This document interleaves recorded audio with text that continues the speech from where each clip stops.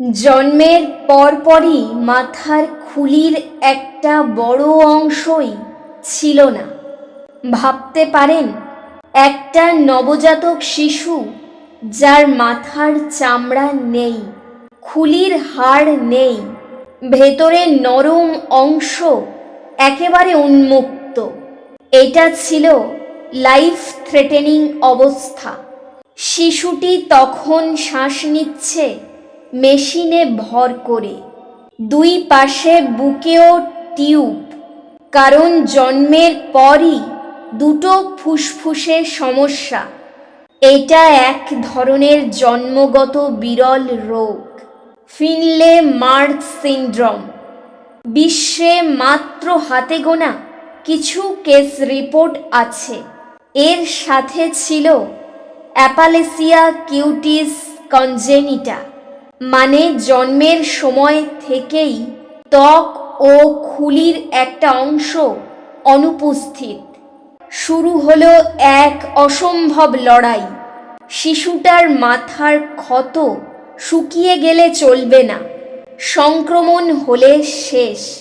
তাই সারাক্ষণ ভেজা, জীবাণুমুক্ত পরিবেশে রাখা হলো। বিশেষ ধরনের ড্রেসিং প্লাসেন্টা থেকে তৈরি টিস্যু ব্যবহার, বারবার operation, multidisciplinary team, neonatal surgery, genetics, দিনের পর দিন, রাতের পর রাত। একটা ছোট্ট জীবনকে বাঁচানোর জন্যে মানুষের সব জ্ঞান, সব চেষ্টা ঢেলে দেওয়া হলো। একটা সময় মনে হচ্ছিল এভাবে বাঁচা কি সম্ভব, কিন্তু ঈশ্বরের সৃষ্টি কখনো কখনো আমাদের ধারণাকেও হার মানায়। মাত্র 4 সপ্তাহ পর ধীরে ধীরে ক্ষত শুকাতে শুরু করলো। যে জায়গায় কিছুই ছিল না, সেখানে নতুন টিস্যু তৈরি হতে লাগলো।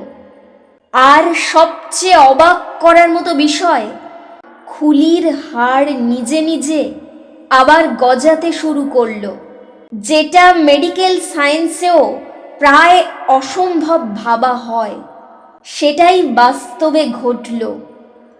আজ 26 মাস পর শিশুটি বেঁচে আছে, স্থিতিশীল আছে, ধীরে ধীরে আরও উন্নতি হচ্ছে। হ্যাঁ, সামনে আরও অপারেশন লাগবে, কিন্তু সে এখন আর মৃত্যুর মুখে না। সে এখন একটা অলৌকিক গল্প। সময় মতো চিকিৎসা, সঠিক টিম জীবন বাঁচাতে পারে। আর সব কিছুর উপরে ঈশ্বর চাইলে অসম্ভব সম্ভব। একটু ভাবুন, একটা শিশু যার মাথার খুলি ছিল না, সে আজ বেঁচে আছে। আর আমরা ছোট ছোট সমস্যায় ভেঙে পড়ি, আশা ছেড়ে দেই। তাই গর্ভকালীন চেকআপ অবহেলা করবেন না। জন্মের পর কোনো অস্বাভাবিকতা দেখলে দেরি করবেন না। বিশেষজ্ঞ ডাক্তারের পরামর্শ নিন, আর কখনোই হাল ছেড়ে দেবেন না।